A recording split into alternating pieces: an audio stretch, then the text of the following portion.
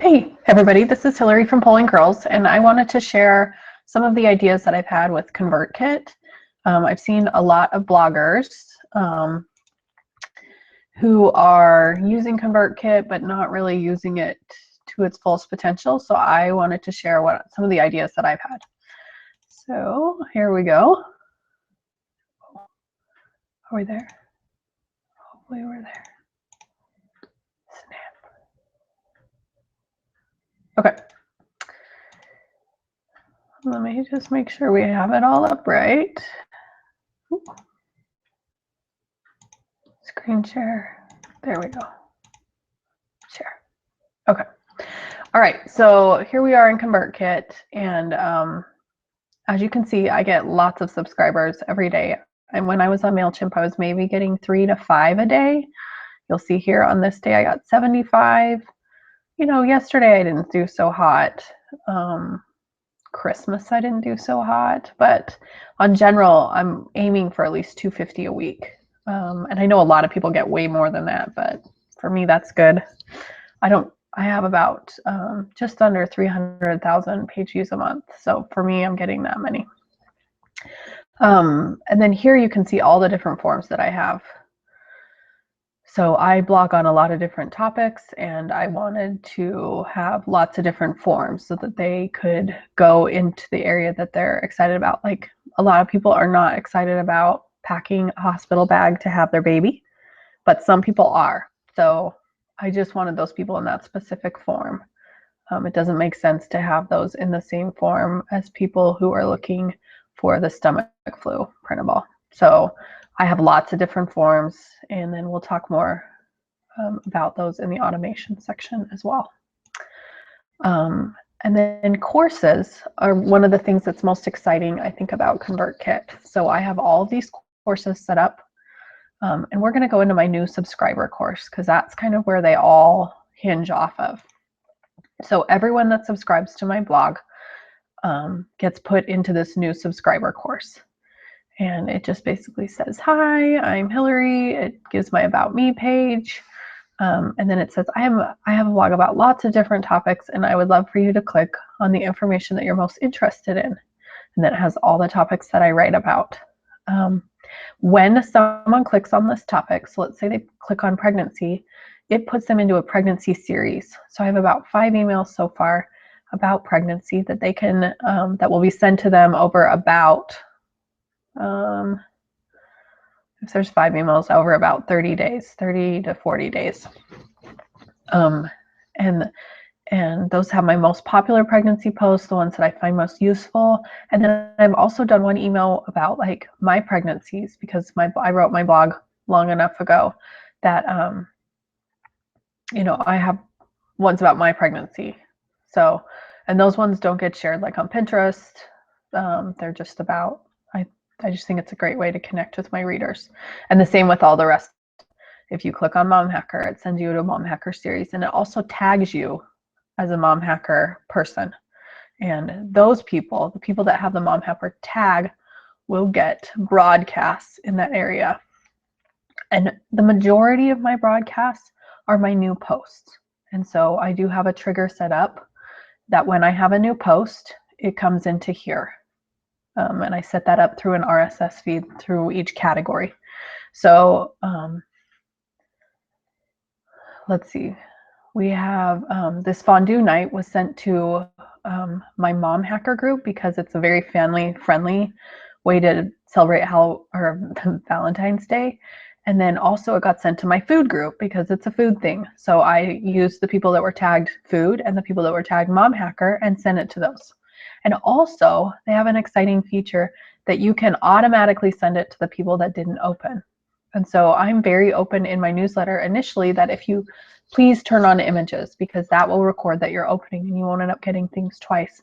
And I actually don't get that many more unsubscribers when I send the second time than I did when I send the first time.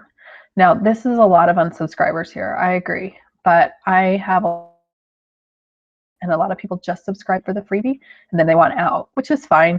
I had the freebies up, you know, initially for free.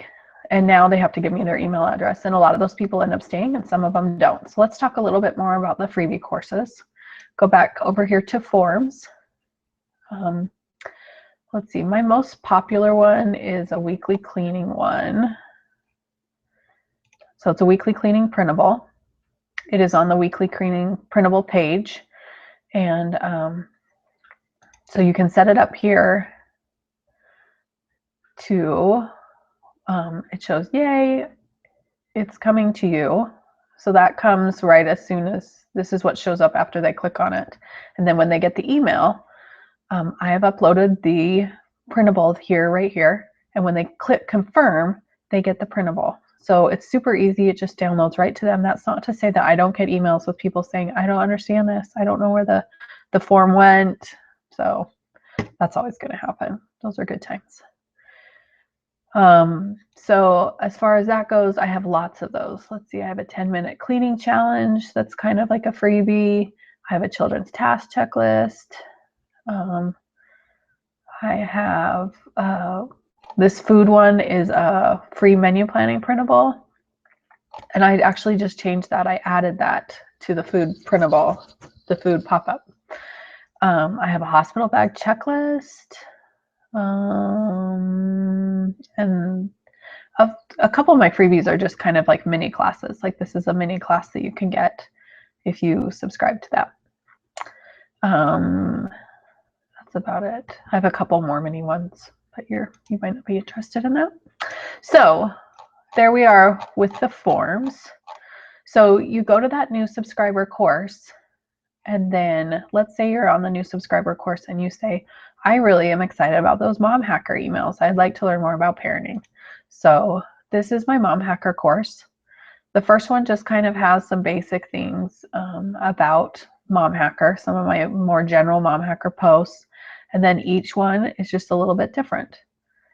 Oh, I don't know why that's going 4 days and that's also going 4 days. I'm going to go 1 day.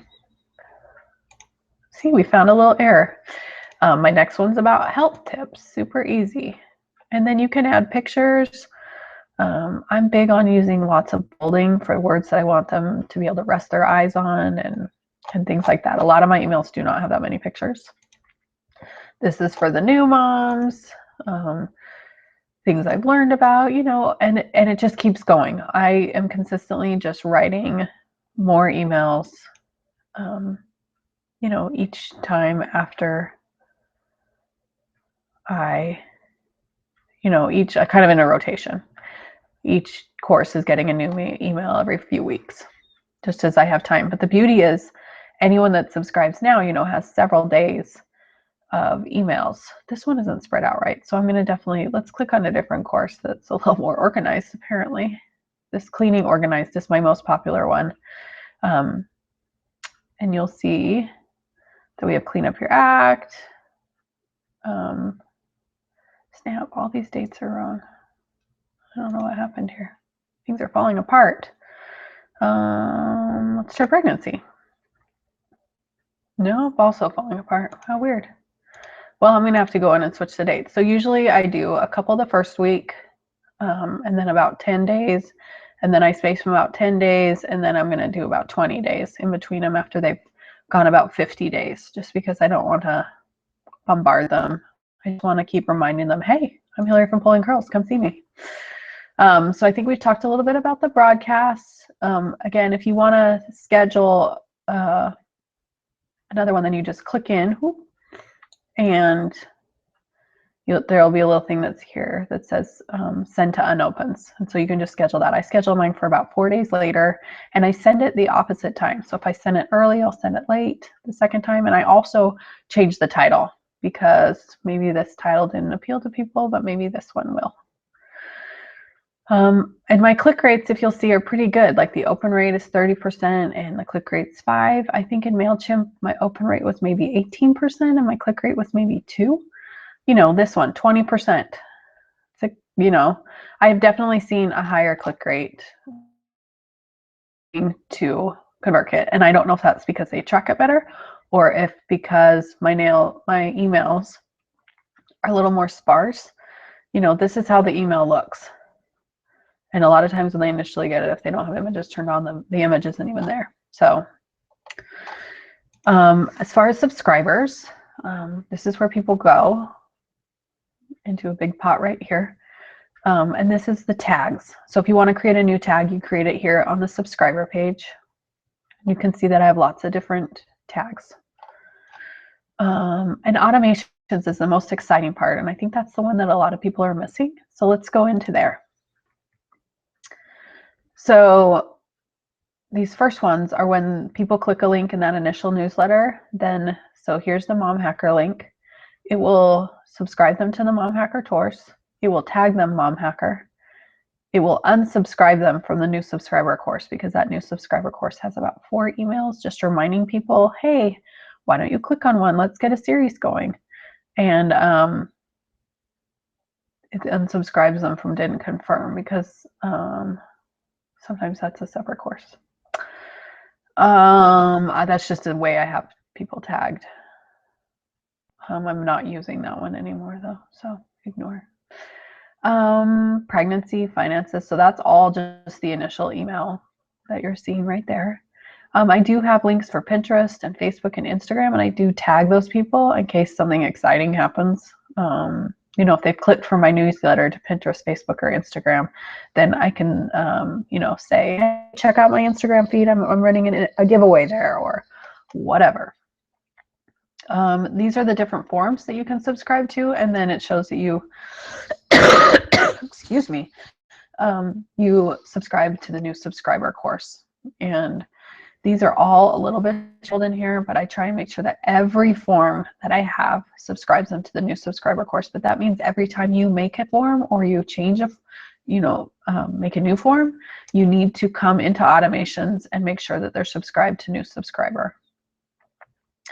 These are the different RSS feeds that I have. So I will alert people if they're tagged to a certain area about a new post that has come up in that area. So if they're tagged to Mom Hacker and there's a new Mom Hacker post right here, then that immediately flows into my broadcast area. I do need to go in and trigger it to send. And I write a personal message on top of it saying, hey, this fondue thing is such a fun thing to do with your family. Why don't you check it out? Just a personal message on top of it that says, hey, click through, let's do this. You know, but then people who are interested in cleaning don't end up getting the parenting posts. So that's kind of nice. But then I also have my full, this is my full feed, and that comes in every Tuesday. And so every Tuesday I do send out a full weekly newsletter to everybody. And it does have my RSS feed at the bottom of the email, but at the top of the email, it talks about, I just pick a topic, something I want to talk about, either an upcoming holiday or something I've noticed, or a great Instagram picture I had that I wanted to share with everybody. Yeah. Something unique that maybe I do that other people don't is I have that pregnancy newsletter, and I wanted to make sure that people could click out of pregnancy but still be on my newsletter. And so I do have a link at the bottom of my pregnancy posts that says, if you've had your baby, click here, and it removes the tag pregnancy, so they don't end up getting that anymore.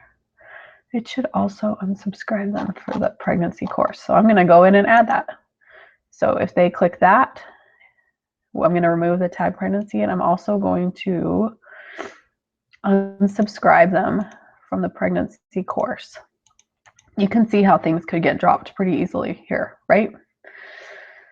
Yeah. There's just a lot. It would make a lot more sense if I maybe had like a big flow chart about how everything was working, but I'm not that organized. But my brain definitely does work like this.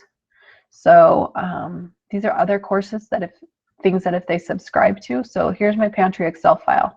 If they subscribe through this Pantry Excel file post, they'll get the free Pantry Excel file, but it also subscribes them to the new subscriber, of course. It will subscribe them to clean, and it'll tag to the clean and organize. So when I have a new organization or cleaning post, they'll get that. It also tags them into finances, because a lot of people do because they want to save money. So I have that one tagged as both. And yep, and it subscribes them to the cleaning and organization course. So they'll get those series of emails about cleaning and organization. Also, on the bottom of those cleaning and organization ones, I have a thing that says, I'm just not into cleaning like this, and it will allow them to unsubscribe to those as well. Let's see if we can get one of those to pull up. Woo. And I'll show you what those look like. I think they're kind of ingenious, but it could just be me. I do have a blogging for income page, so definitely sign up there, but it just says I'm just not into pregnancy like that. So people who weren't into all those pregnancy emails, it just says, whoa, you're way too much into pregnancy, but and then it just says you can email me. And then I also have my email inbox trying to get out under control at the bottom. So it's, kind of a way. But this does unsubscribe them from the pregnancy course, but then they still have all the other emails, or they're still tagged pregnancy as well. They have to remove that the other way that we talked about I have my baby. People obviously can unsubscribe to everything. Also, I have that link in every email, as everybody always needs to. All right, let's see what else we're missing here. Those are the unsubscribe ways.